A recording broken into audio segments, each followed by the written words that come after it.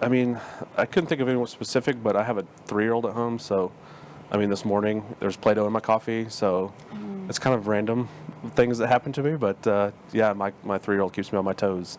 Welcome to The Leadership, a business-focused talk show brought to you by the Vested Group. We talk to entrepreneurs, employees, thought leaders, innovators, dreamers, disruptors, and even our own children about what makes us tick on and off the clock. Welcome to a new edition of the Leadership Talk Show brought to you by the Vested Group. You can find out more about us at thevested.com. I am joined by my ever-charming co-host, Johnny Zielinski. Thank you. And we are fortunate enough to have Luke Stebbins with us today. Luke, it's good to see you. Thank you. Good to be here. I have to say it right off the top, you are in the elite circle of people who have worn a jacket to the interview. Nice. I had to dust it off, so yeah. I was like, what am I going to wear to this? It's been COVID, so and I like knew it. at least pants, so Very I got the jacket fashionable too. Yeah, I'm impressed. Thank you. Buddy. Appreciate it. Yeah, you look good. So we like to start at the beginning with asking how you got to be a part of the Vested Group. Yeah, so Ryan Johnson, who also works at the Vested Group, we've been friends for a long time, and he kept talking about the Vested Group and how much he loved it, and he's not really one to like sugarcoat anything, so I trust his opinion when he says he loves something. So he was talking to me about it. I was in Houston at the time. I just had my first kid, and I wanted to get back to Dallas where home is, so the opportunity arose and interviewed and was able to get on with the team. So What were you doing before? I was doing project management and sales for a construction company. So. Oh, that's funny. I missed that somewhere. I thought you were local. I knew you guys were friends, and I just assumed you guys lived by each other. No, yeah, we do now. I've moved around quite a bit after college, so I bounced around Wisconsin, Louisiana, Georgia, Jersey. Now I'm back home, so yeah. That is a lot of traveling around. Yeah. So you mentioned you had a kid. Why don't you tell us about your family a little bit, your siblings, significant other, any of that stuff, and kind of where you grew up? Yeah, so I've got a wife and 2 sons. Sam, who's 3, my wife Katie, and then my other new son is 4 months. His name is Wyatt. So that's my inner circle at home now. And we live up in Highland Village. I'm from Louisville area, so I grew up pretty local. And then only child, just me and my mom growing up. So probably explains a lot about me as being an only child. So yeah, that's my upbringing right here in Louisville. So. Lake Louisville, did you guys ever go out there? Oh yeah, too many times. I mean, at one point I was adventurous and bought a boat in my early 20s and realized that was a mistake. I didn't even have a truck at the time. I just got a boat, so I just had to push it out there. Yeah, basically I parked it close to my buddy's house. He lives right by the lake, and he would let me borrow his truck if I let him borrow the boat. So it was like a deal we had to get on the lake. So how long did that deal last? About a year. And I was like, I ran out of money because I kept having to fix it. I was like, so I just got rid of it. Yeah. Yeah, I think that's about the story of a boat. Yeah, exactly. Pretty generic. It's better when your buddy has a boat. Yeah, exactly. It's always the friend with the lake house is way better than a lake house. Yeah, exactly. Tale as old as time. Yeah. So I graduated from Marcus High School. Did you really? I didn't know that. Yeah, Louisville High School, fighting farmers. Yep. Yeah. Super cool. It's a small world. Yeah. That chapter. Yeah. Yeah, I didn't know that. I didn't realize that either. Yep. Yeah. Are there still a lot of farmers out there? I don't go to Louisville often. Not anymore so day, much. There maybe maybe when they come up with that. Have to be like the fighting suburbanites. Yeah, the Exactly. fighting suburbs, something like that. Yeah, maybe rethink that one. Yeah. The lazy boys. Everybody just wear Yeah. like our mascot has like New Balances on and like The black jeans. socks. Yeah. No offense to anybody that wears New Balances. Sorry. Okay, so this is always a tricky question. How would your parents describe what you do? My mom, who was the kind of stereotypical, like always positive and happy, she would just say something was business and you're so smart you could do anything, honey. Like that's kind of her. That was my mom, was like that kind of overly positive reinforcement. But she would say something with business and computers. So She's not wrong. I was like, yeah, you're not wrong, Mom. Yeah. So what would you say you do? I kind of thought about it as like really, at first when I first started, it was kind of a tricky question of like, what do you do? And like go through like a list of all the tasks I did. But really when you kind of break it down, I thought of it more of like a business psychologist is kind of in a way. It got people, when I started saying that, people were like, oh, okay, tell me more. They didn't glaze over quite as much. But because when I think about it, really we're working with people. So it's more of a people business than I think people realize. So, day to day, I'm working with the end users most of the time. So. And we're coming into a situation where they're completely changing their business processes or the way they've been doing things. One of the clients I recently worked with, they've been open for 60 plus years, and some of the people have been there for like 40. So you come in, you're trying to build credibility, and they're asking you, why am I have to do anything different? It's been working, why change? So I think oftentimes you're just dealing with so many personalities that you come in with that, and it's more of a change management piece. And we do technical as well, obviously, with the processes and NetSuite itself, with more the technical side. But I think for me, that's kind of what I do. So you're like, your 1980s Volvo still gets you from A to B, but there's some way nicer cars out Yeah, there. exactly. Yeah, you can do it with less gas. You know? That's awesome. Though.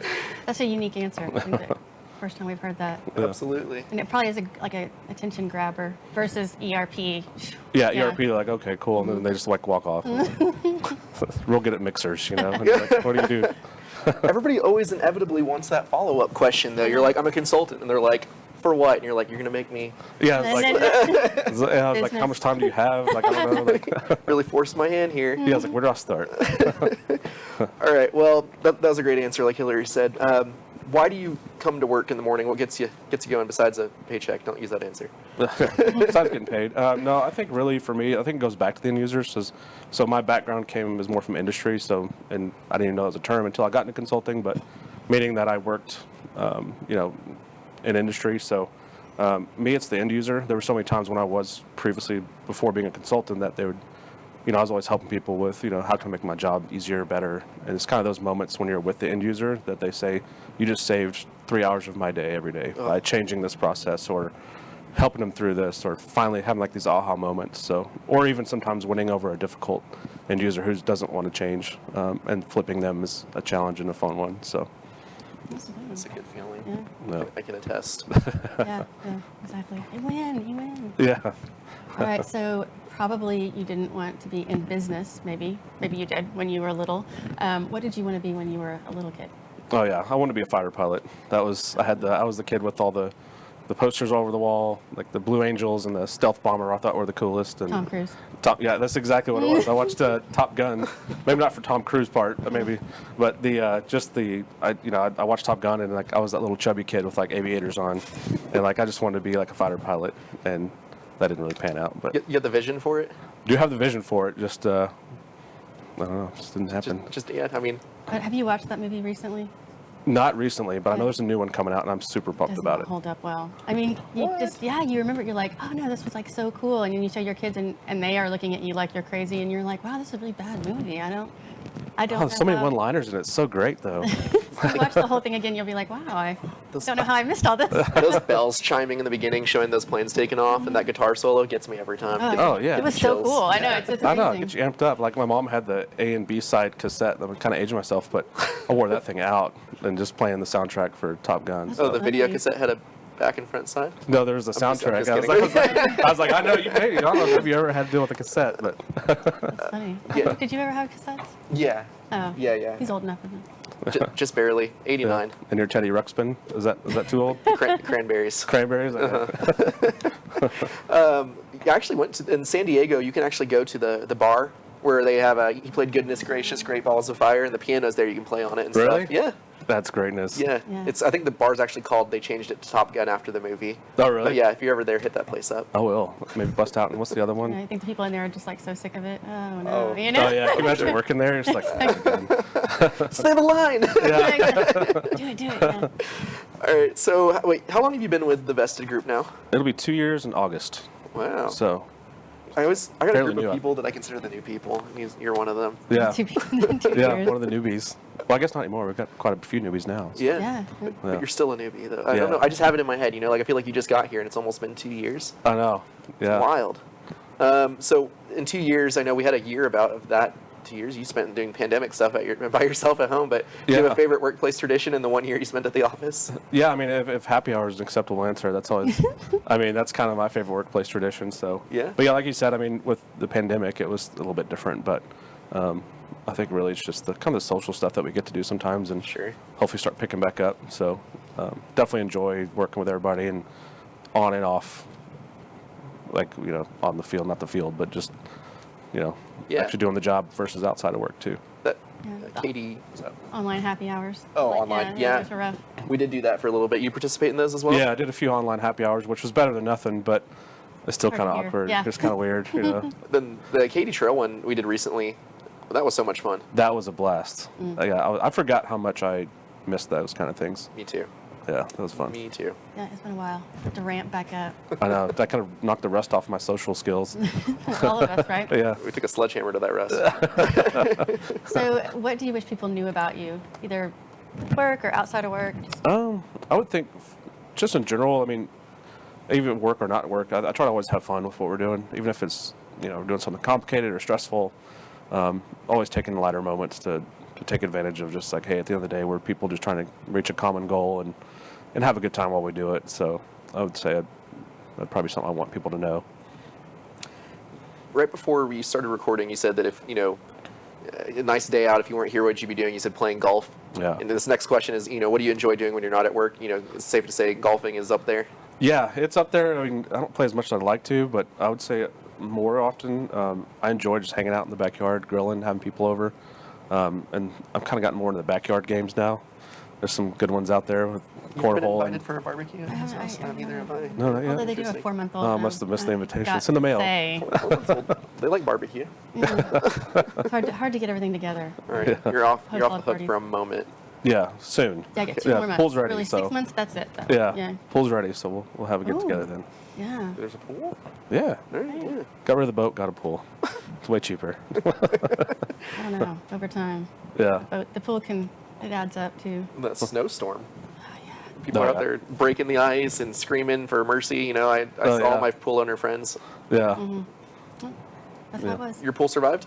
it survived. Luckily, I didn't lose power because I'm right next to like the fire station and police, so we had power the whole time. So I got lucky. Yes, that is really lucky. Yeah. Yeah. So Can you tell us, I don't know if you can remember, think of something off the top of your head, but what's the funniest thing that happened to you lately? I mean, I couldn't think of anyone specific, but I have a 3-year-old at home, so I mean, this morning there's Play-Doh in my coffee, so it's kind of random things that happen to me. But yeah, my 3-year-old keeps me on my toes. How much He's always Play-Doh are doing we something. talking here? I mean, just a little bit. It was a little piece of green Play-Doh. It's I hope enough. it was Play-Doh. I think mean, it was Play-Doh. yeah. It was salty, so I don't know what it was. But yeah, Salted found it- caramel coffee? Yeah, exactly. So I don't know. It was green and a People little pay ball. extra for that. Yeah. That's right. Wow, It's a new lucky. thing. See? Huh? Too funny. All right, so we finish this interview. We walk outside. You find a lottery ticket for $15 million. It's a winner. You look up on a billboard, the Powerball numbers. You look, it's the same ones. You're like, this is Yeah. it. Yeah. What are you doing with that? I'm heading to New Zealand. I mean, that's where I'm going. Oh. I want to go travel and just go see some stuff. That's the first thing. You want to see the Lord of the Rings filming locations. Exactly. Is that what your Yep. main goal is? I'm going to out myself as kind of a nerd, so I was going to go, and I just want to see the whole thing. The tour of Yeah, all the, I want to do the whole thing. So And whether you're being serious or not, my friend just did that. And they actually keep the Hobbit homes like building fires inside with smoke coming out of them. Do they and really? they light them up at night. Yeah, they keep the village running. I wouldn't up leave. the I'd just snuff. like hang out in Yeah. Hobbiton or whatever. I forget the name of it now, but That's really cool. They keep maintain the whole immersiveness. yeah. Did you That's really have to duck your head down to get in and stuff? Yeah, I'm sure. I might not have to, but some people might. In theory, yeah. I was gonna say, do we have any? Trying to think. I got a couple of friends that could probably walk right in there. All right, if you had to pick one song to play every time you walked into a room, what would it be? If I had to pick one, I don't know. I'm a huge Stevie Ray Vaughan fan, so and anything Texas, but there's a rendition of Voodoo Child that he does that gets me pumped up every time. So Yeah. if I had to pick one, I think that would be it. And so Deaf in the room when you walk in. yeah, exactly. And I hope this is gonna be a reality. So I expect when we walk in the office now, we're gonna have that ready. We'll have that queued up. Yeah. So maybe a You get smoke disappointed, machine. right? Yeah. Disruptive work environment, to say Yeah, the least. exactly. Can you imagine us trying to oh, here they come, oh, and playing each person's song? They Yeah. do like a We should quarterly when people are walking in. We Oh, have right. everybody do a walk up. That'd be pretty funny, actually. Yeah. Pull that off. Shelly's right there. I mean, she could just have I that. know ready Shelly to probably go. do. Right? Yeah. I love that idea. And speaking of ideas, if you were, CEO tomorrow, one reason or another, Joel is gone and you're taking his spot, what are you doing? I mean, everybody here gets raises immediately. Wow. No, I would say that. And I'm not saying we aren't doing this, but we've done so many good custom things and solutions that we've provided for clients over the years. And just for the 2 years I've been here, almost, I've seen several great things happen. So I think packaging those into like a, kind of a standard solution that we can add on as a value, which I think we are working on that. But So what I we've like done. that focus of some of those customizations and things we can put together, kind of like Revested and like those kind of recycling solutions. So Okay. I like that those things that we've done, it makes you bring those out to the masses more often because there's some good ones. All right. So, It's a good one. Yeah. Luke's saying sell all the cool stuff that I've done. yeah, Put exactly. it out there.